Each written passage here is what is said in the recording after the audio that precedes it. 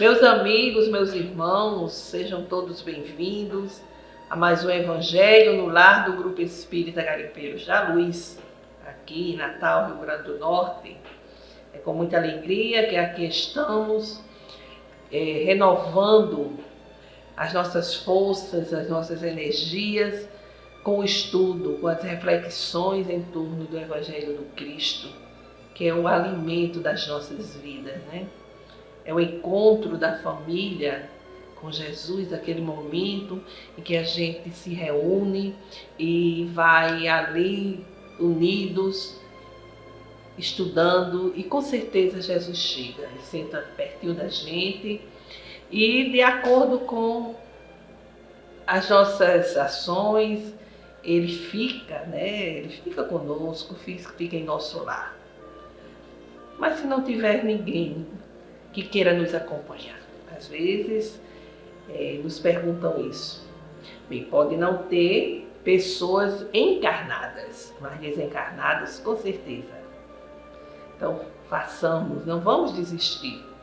Aquele dia, aquele horário, coloca a nossa água, ali pertinho, o recipiente com a água, porque ela vai ser fluidificada durante a reunião pelos guias espirituais, e ao término devemos ingeri-la com muita fé, porque certamente esta água irá restabelecer o nosso bem-estar, irá restabelecer a nossa harmonia interior. Logicamente a gente deve fazer por onde? Ter esse equilíbrio, né? Mas é sem dúvida uma terapia para as nossas vidas, né? E vamos assim fazer a nossa leitura preparatória aqui do livro Pão Nosso, ditado pelo Espírito Emmanuel através da psicografia de Chico Xavier. É a mensagem 45. Quando orardes e quando estiverdes orando, perdoai. Jesus, registro de Marcos, no capítulo 11, versículo 25. A sincera atitude da alma na prece não obedece aos movimentos mecânicos vulgares. Nas operações da luta comum, a criatura atende invariavelmente aos automatismos da experiência material que se modifica de maneira imperceptível nos círculos do tempo. Todavia, quando se volta a alma aos santuários divinos do plano superior, por meio da oração, põe-se a consciência em contato com o sentido eterno e criador da vida infinita. Examine cada aprendiz as sensações que experimenta se colocando na posição de rogativa ao alto, compreendendo que se lhe faz indispensável a manutenção da paz interna perante as criaturas e quadros circunstanciais do caminho. A mente que ora permanece em movimentação na esfera invisível. As inteligências encarnadas, ainda mesmo quando se não conheçam entre si, na pauta das convenções materiais, comunicam-se por tênues fios do desejo manifestado na oração. Em tais instantes, que devemos consagrar exclusivamente a zona mais alta de nossa individualidade, expedimos mensagens, apelos, intenções, projetos e ansiedades que procuram objetivo adequado. É digno de lástima todo aquele que se utiliza da oportunidade para dilatar a corrente do mal, consciente ou inconscientemente. É por esse motivo que Jesus, compreendendo a carência de homens e mulheres isentos de culpa, lançou este expressivo programa de amor em benefício de cada discípulo do Evangelho. E quando estiverdes orando, perdoai. Emmanuel nos traz essas reflexões em torno da oração, em torno da prece, que deve ser um ato de intercâmbio, né, de conexão, de ligação com o divino, com as esferas espirituais, e que devem expressar exatamente o agradecimento pelas bênçãos recebidas, louvar a Deus, agradecer principalmente, e orando principalmente pensando naqueles desafetos, para que venhamos a perdoá-los. Porque a prece fervorosa, ela tem que partir de um coração isento de maldade. Então, se nós temos desafetos e desejamos o mal a eles, a nossa oração é incoerente, porque não vai traduzir as palavras, os lábios não vão traduzir o que verdadeiramente existe em nosso coração, certo? Façamos agora, meus irmãos, a prece inicial, elevando nossos corações, a nossa mente a Deus nosso Pai, pedindo para que os guias espirituais venham nos ajudar. Senhor Jesus, Mestre amado e amigo, dá-nos a vossa bênção, Senhor, amparando-nos, protegendo-nos em todos os momentos da nossa vida, ajudando-nos agora que nos preparamos para o estudo do Evangelho, permitindo que os vossos servidores venham nos ajudar, estando conosco, auxiliando-nos no entendimento das vossas palavras. Fica conosco, Jesus, agora e sempre, que assim seja. Bem, meus irmãos, hoje nós trazemos, dando prosseguimento, às palavras de Jesus contidas no Sermão da Montanha. Hoje teremos o capítulo 7, o versículo 13 e 14 de Mateus. Os dois caminhos, onde Jesus diz: entrai pela porta estreita, porque larga é a porta e espaçoso o caminho que conduz à perdição. E muitos são os que entram por ela. E porque estreita é a porta e apertado o caminho que leva à vida, e poucos há que a encontram. A conquista do reino de Deus, que é uma conquista na intimidade de cada um de nós, ela é inacessível aos que persistem na prática contrária à vontade de Deus, ou seja, aqueles que vivem alheios às leis divinas. Aqui Jesus ele aproveita a imagem das duas portas para concretizar os seus ensinamentos, As portas de Jerusalém eram portas. Jerusalém era localizada em uma colina. E tinham grandes portas, por onde as pessoas de manhã saíam para os seus afazeres e ao entardecer voltavam. E as portas eram fechadas, contra a invasão dos inimigos. Então Jesus utiliza essas duas portas bastante conhecidas dos judeus para transmitir exatamente esse ensinamento com relação aos caminhos que nós podemos seguir. E ele faz suas comparações. Então ele se refere dizendo que a porta larga é exatamente se refere ao modo de viver daqueles que fazem opção pelas atitudes enganosas, pelas atitudes vingativas, egoístas, de maldade. Então, essa é a porta larga. É a modo de viver das pessoas que vivem alheias às leis divinas, que fazem opção por esse tipo de vida, por esse tipo de valores. Então, tanto a porta é larga, como o caminho é espaçoso. Ele quer dizer com isso que as facilidades para se entrar e continuar na ilusão material,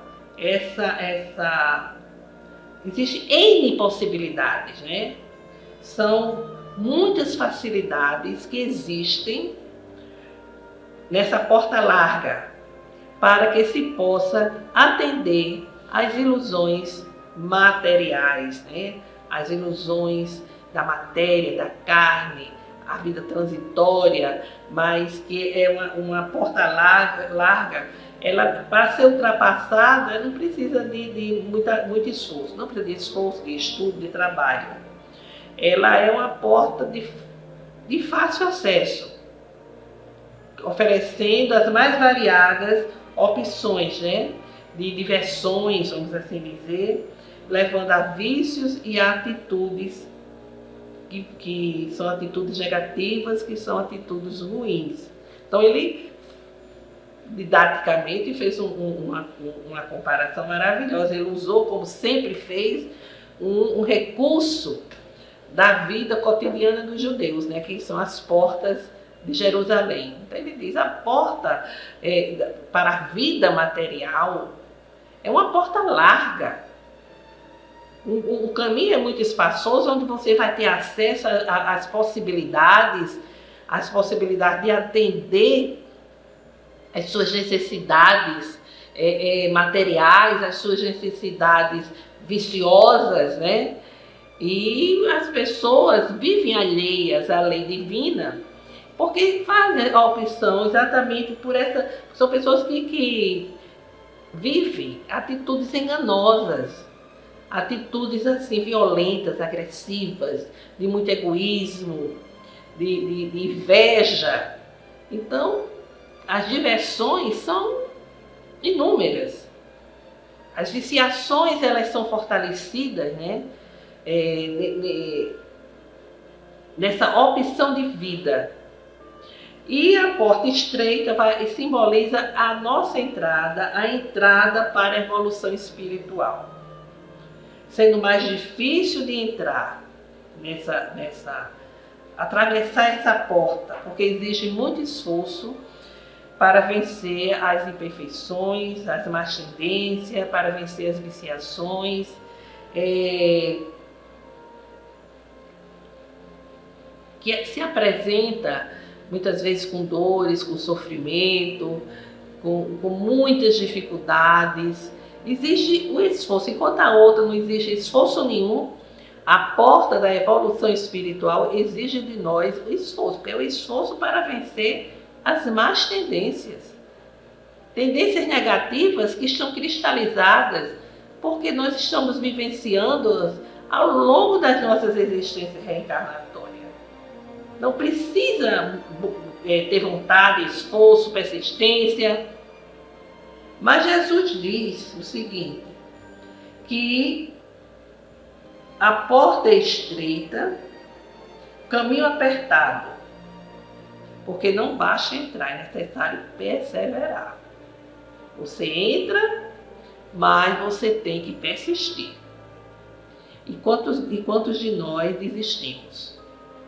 Entramos, começamos bem na evolução espiritual, aí vem as dificuldades, vem o sofrimento, e a gente não consegue persistir. A gente, como se diz, a gente volta atrás, né? Porque nos faltou a perseverança nesse processo autoeducativo. E assim a gente interrompe, retarda esse processo nosso de evolução, de reabilitação perante as leis de Deus. E essas palavras, elas, no que diz respeito a nós espíritas, é interessante, porque com os conhecimentos que a gente vai adquirindo, a gente vê a porta entreaberta e vai se aproximando. Mas a gente se aproxima de uma forma indecisa, com medo, e de repente a gente volta. A gente está ali na casa espírita, a porta entreaberta, à medida que a gente vai persistindo no bem, essa porta vai se abrindo cada vez mais para que a gente avance em nossa evolução.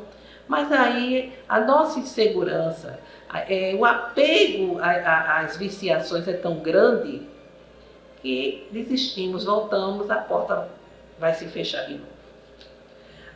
Todo aquele, os que trabalham, os que praticam o bem, praticam o amor, a caridade, a humildade, que se dedicam ao seu semelhante, cumprindo com as suas responsabilidades e resistindo às más tendências, que não é fácil, convenhamos. Isso através de várias encarnações, isso vai acelerando o nosso progresso. É exatamente nessa condição que nós conseguimos entrar pela porta estreita. Não é fácil, né? A gente vem se entregando durante muitas encarnações aos desequilíbrios, alimentando vícios, alimentando más tendências,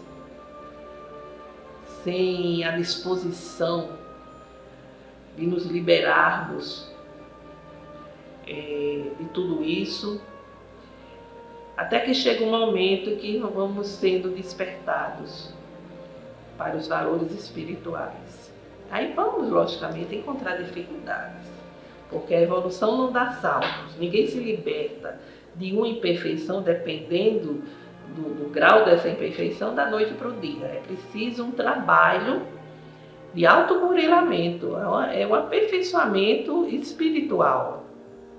E mesmo que a gente sofra, a gente está sofrendo, a gente compreende que aquele sofrimento, que aquela dor tem uma razão de ser, que nós merecemos, que fizemos por onde. A gente não quer o enfrentamento. A gente recua. Vencer um vício, como é difícil. Eu já vivenciei isso na minha família de forma tão dolorosa. Uma pessoa tão querida e ela, desde cedo, fumava muito. Um vício terrível. Diz que é um dos piores vícios para se libertar, porque a coisa fica, parece que impregnada, né, nos órgãos. E essa criatura, ela queria tanto deixar de fumar, fazia de tudo, mas não perseverava. Diante da primeira tentação, como se diz, voltava atrás. E contraiu um câncer de pulmão, e ela dizia que sabia que era responsável por tudo aquilo. Ela tinha consciência do mal que estava fazendo a ela própria. Desejava se libertar, tinha até apoio das pessoas, mas a parte dela ela não fazia, que era o esforço para vencer esse vício. É como, por exemplo, a pessoa que tem o vício, que é um vício de prejudicar os outros pela maledicência. Às vezes a pessoa tem consciência de que tem esse mau hábito e que prejudica o outro, faz o outro sofrer. E mesmo tendo essa consciência, se esforça, mas não persiste. E quando menos se espera, está lá de novo, fazendo uso da maledicência, julgando o seu próximo. Ou seja, ela quer entrar pela porta estreita, porque já está muitas vezes com um certo esclarecimento espiritual, tá? Uma casa espírita, onde recebe esclarecimentos e tudo, mas quando está indo até bem, aí tem uma recaída. Aí enfraquece e vai embora. Acontece demais. É exatamente isso que Jesus nos ensina. É a porta larga, que é aquela que nos permite satisfazer os nossos vícios, dar expansão às nossas más inclinações. Mas entrar pela porta estreita da evolução espiritual requer vigilância e muita oração, requer persistência e, sobretudo, a consciência de que podemos cair, mas é necessário levantar e prosseguir. Joana de Ângeles diz que só cai aquele que está em pé. Ou seja, a gente vai caminhando e de repente aí vem uma aprovação e a gente cai, a gente vê, poxa, eu pensei que já tinha evoluído um pouquinho, já tinha vencido essa imperfeição, mas pouco avancei, caí de novo, mas vamos levantar, vamos prosseguir, renovar nossa fé, as nossas energias, porque quando Deus nos concedeu a imortalidade, o processo reencarnatório, para que possamos chegar no ponto para o qual Ele nos criou, que é a perfeição, é porque temos as possibilidades desse crescimento, dessa evolução espiritual. Deus não nos criou para sermos eternamente imperfeitos, para termos eternamente as más tendências. Ele nos criou para o bem, para o bom, para o belo, para a perfeição, e nos colocou o processo reencarnatório para que possamos voltar, às vezes necessário, ao educandário chamado Terra, para esse processo educativo e para esse processo de aprimoramento. Então, meus amigos, não esqueçamos, por exemplo, que Jesus disse: eu sou a porta, aquele que entrar por mim está salvo. O registro de João, capítulo 10, versículo 9. Jesus é o conjunto de todas as perfeições. Então ele se apresenta como a personificação da porta estreita, a fim de que todos nós possamos ter nele aquela imagem objetiva para seguirmos, para termos como referencial e para compreendermos o que significa entrar pela porta estreita, para que possamos alcançar a vida eterna. Muitos procurarão passar e não poderão, como já afirmamos, São aqueles que tentam, mas não perseveram. Porque querem levar consigo todo um cabedal de viciações. É necessário, então, atingir aquela consciência pura, para que possamos ser conduzidos até a porta e fazer com que possamos entrar, chegar até a porta, nos conduzir até a porta e entrar. Lembremos que há uma passagem no Evangelho que Jesus fala do choro e ranger dos dentes. Jesus se refere aqui não a uma punição eterna, permanente, mas ele diz que enquanto nós permanecermos alimentando as nossas viciações, as nossas imperfeições, haverá choro e ranger de dente. É um dizer simbólico, significa que vamos permanecer nas rodas das reencarnações com sofrimentos morais, passando dificuldades, passando pela dor, pelo sofrimento, porque o espírito ainda está endurecido e terá que passar obrigatoriamente pelo caminho largo do erro, por ter optado pelo caminho largo do erro. E assim, meus irmãos, a gente pensa, a gente reflete e a gente vê, a gente percebe que a vida nos oferece, está repleta de muitas portas que nos conduzem a algum lugar. Existem também muitos caminhos que quando a gente passa por essa ou aquela porta, nos conduz a muitos caminhos. E é necessário que estejamos atentos, que estejamos alertas, vigiando sempre, para averiguar a natureza do que estamos palmilhando. E de que Jesus, conscientes devemos estar, de que Jesus é o único caminho. O caminho que embora seja difícil, que embora seja estreito, vai nos conduzir à escolha mais segura. Aquela escolha mais acertada, aquela escolha que vai nos levar ao aprimoramento, ao nosso aprimoramento espiritual. É interessante essa passagem, que mostra que na vida nós temos dois caminhos. O caminho que nos leva às viciações, que nos leva a enganos, a equívocos, que vai significar dificuldades, dor e sofrimento, e o outro caminho, que é o caminho do bem, que é o caminho da nossa evolução espiritual.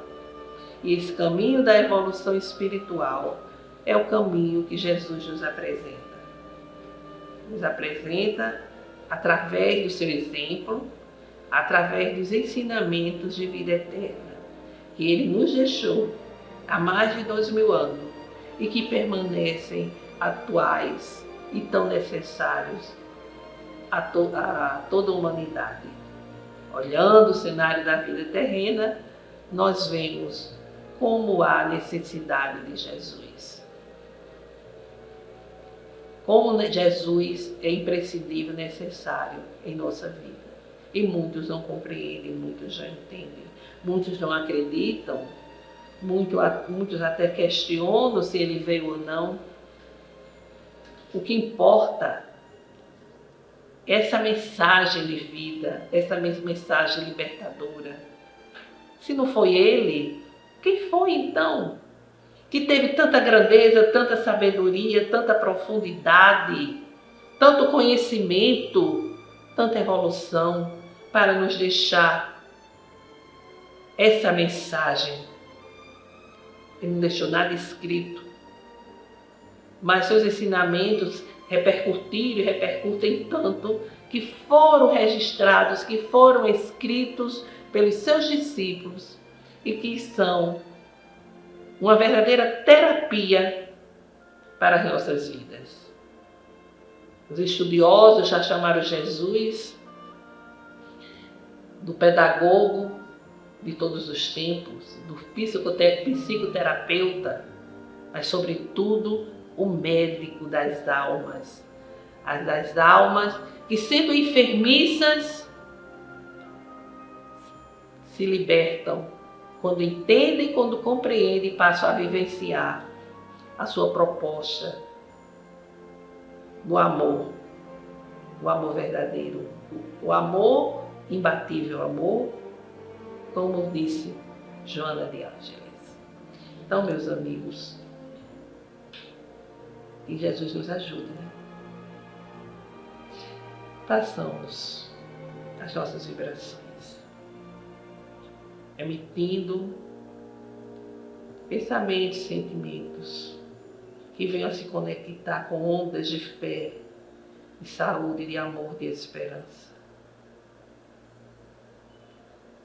Senhor Deus, aqui rogamos, Senhor, pela paz entre as nações, pelo entendimento entre os governantes, para que a ganância, o egoísmo sejam pelo menos atenuados. Há muito sofrimento, muita dor. Rogamos pelos nossos governantes, para que tenham um olhar mais compassivo sobre os nossos irmãos, sobre todos nós, principalmente os mais necessitados. Pelo perdão e concórdia junto daqueles que não sintonizam conosco. Pela cura, pela recuperação de irmãos nossos enfermiços. Pelo fortalecimento da doutrina espírita, nos seus postulados kardecianos, no Evangelho do Cristo. Rogamos, Senhor, por todas as famílias, para que o Evangelho chegue aos lares, levando harmonia e consolação aos corações. Façamos agora um breve silêncio, para que cada um possa fazer as suas rogativas específicas.